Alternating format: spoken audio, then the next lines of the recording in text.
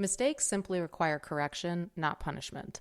I heard this in one of the Hay House meditations on Spotify, and Hay House is based on Louise Hay's work. She was a motivational author. She authored New Thought self-help books, including the 1984 book, You Can Heal Your Life. I highly recommend this audiobook. Ignore the cheesy title. It's another one of those books that was ahead of its time. She was ahead of her time. And everything that she talks about actually really reminds me of a few other books I've read recently. Think and Grow Rich, written in 1937 by Napoleon Hill, all about the power of thought, intention. He calls it autosuggestion. In 1984, Louise Hay will call it the power of thought. And then there's the meditation element to it. But our subconscious mind is very suggestible. And then you have books like Dr. Joe Dispenza, Breaking the Habit of Being Yourself. Look at Atomic Habits. Look at The Slight Edge. All of these books have something in common. Do you know what it is? It's between the power of thought, the power of autosuggestion, and habits, habit formation, hacking your brain. Napoleon Hill was talking about this stuff in 1937, though. He talks about having a burning desire for an end goal and specifically talking about what you want that goal to be and the steps you'll take to get there. So back to the quote that I pulled out from this one meditation.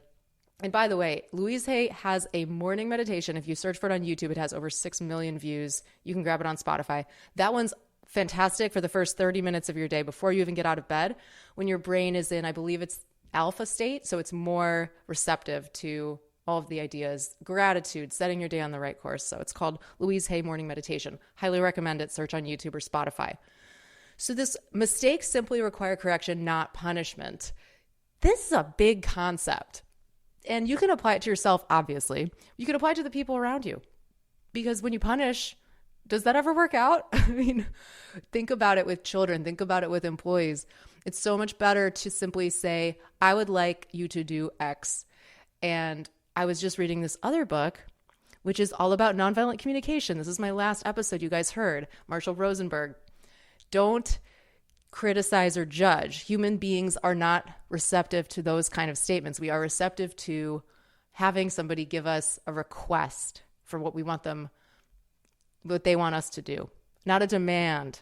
No one wants to fulfill a demand because there's no joy in doing that. Listen to the last episode if you missed it for more about nonviolent communication.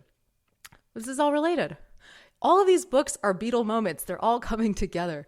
If you want to check out the books I've mentioned, check the show notes. That's available wherever you're listening to this episode. If you're on Alexa Flash Briefing, of course, you're not listening to this on a podcast app. If you're on Alexa, you can always go to emilybinder.com/briefing to see the latest episodes, see show notes in any of the podcast apps, and make sure that when you're there, you please rate and review the show. Guess what? Spotify has a new super easy way for you to rate. You don't even have to write. You just hit 5 stars or however many stars you want.